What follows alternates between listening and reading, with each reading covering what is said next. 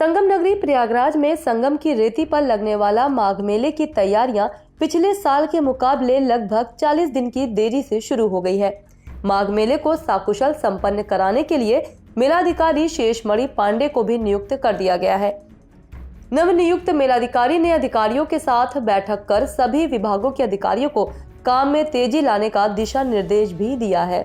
PWD से पाटन पुल का काम जल्दी पूरा करने को भी कहा गया है। इसके साथ ही पेयजल की पाइपलाइन और शौचालय और चिकित्सा के लिए अस्पताल बनाने के कार्य में भी तेजी लाने का दिशा निर्देश दिया गया है। हालांकि मेलाधिकारी के पदभार ग्रहण करने से पहले ही तीर्थ पुरोहितों ने अपनी मांग को लेकर ज्ञापन भी सौंपा था।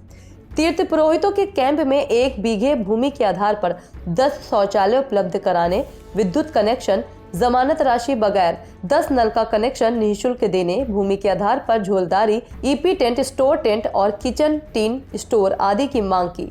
हालांकि इस बार माघ मेला बसाने में प्रशासन को चुनौतियों का सामना करना पड़ेगा, क्योंकि गंगा का बहाव तेज है और पानी धीरे धीरे कम हो रहा है। इसके साथ ही माघ मेला की भूमि दलदल से बनी हुई है, जिसके कारण समतलीकरण में भी समस्या बनी हुई है। कटान की वजह से मेला की भूमि काफी हद तक इधर से उधर हो गई है। इसके साथ ही रेलवे के बन रहे पुल की वजह से भी मेला की भूमि कम हो रही है। लिहाजा जमीन के बंटवारे में एक बार फिर विवाद खड़ा हो गया है। फिलहाल मेला प्रशासन की ओर से पीपा पुल बनाने का काम शुरू कर दिया गया है। इसके साथ ही समतलीकरण का भी काम जोर शोर से चल रहा है।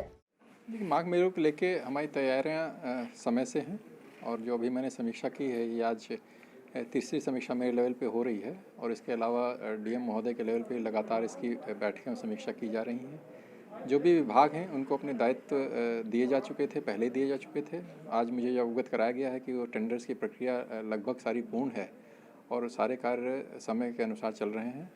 जो इस बार जो थोड़ी सी समस्या हमें आ रही है वो आ रही है कि जो हमारी ज़मीन है, जो हमें भूमि मिलती है, वो बहाव ज़्यादा होने के कारण या जो गंगा जी का जो स्तर है वो अभी भी धीरे धीरे नीचे आ रहा है। तो थोड़ी सी ज़मीन के समतलीकरण में हमें और मैन पावर लगाना पड़ेगा। वो कार्रवाई हम करेंगे और समय से पूरी जो हमारी तैयारियां हैं वो समय से पूर्ण कर ली जाएंगी।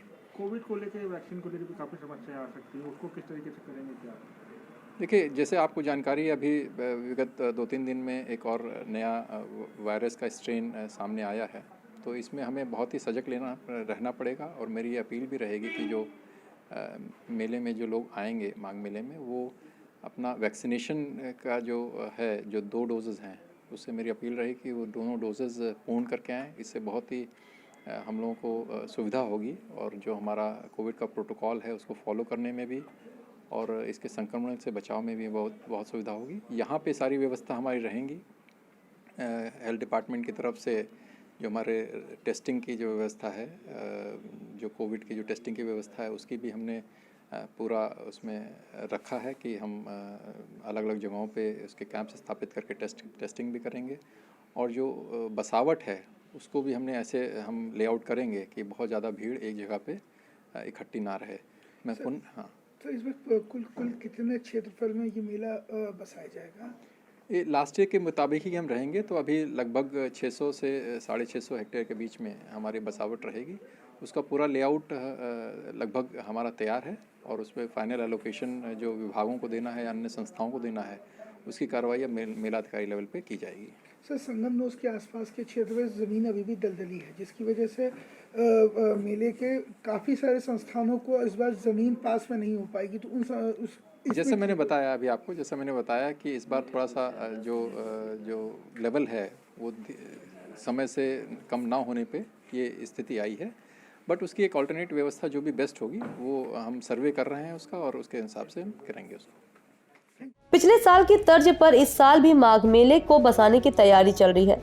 हालांकि ये माघ मेला आगामी महाकुंभ के लिए प्रयोगात्मक तैयारी माना जा रहा है।